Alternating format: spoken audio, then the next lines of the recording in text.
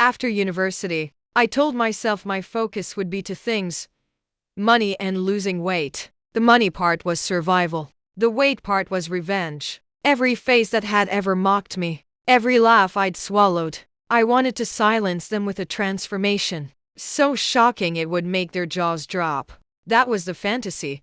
But life had other plans. My trouble started with Jam. If you've never had to deal with their offices, count yourself blessed. I thought I'd graduate and head straight into my service year, get my NIST done, and move on to the real world.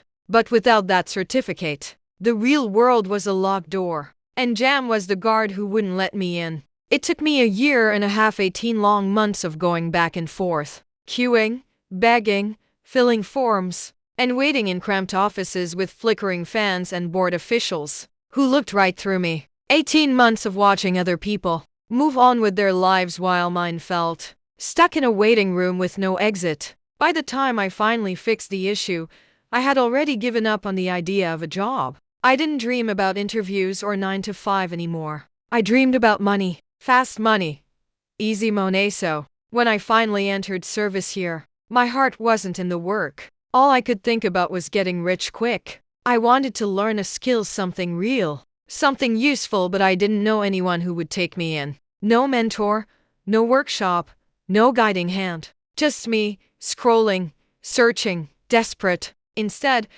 I fell for every get-rich-quick scheme I came across. If it promised returns, I was there. The little money I made during service here, all of it went into scams, pyramid schemes, fake investments, online fraudsters smiling behind anonymous phone numbers. Each time I told myself, this one is different. Each time, I was wrong. By the end of NISC, I was broke. Not just broke in my wallet, broke in my spirit. Still, I didn't give up completely. I thought maybe after service, I'd finally go and learn a skill in person. Tailoring, baking, hairdressing, anything. But the FEs were impossible. Everything needed money I didn't have. That's when I thought about cooking. People always said I was good at it. I imagined myself selling food, maybe building a small business. But then reality set in.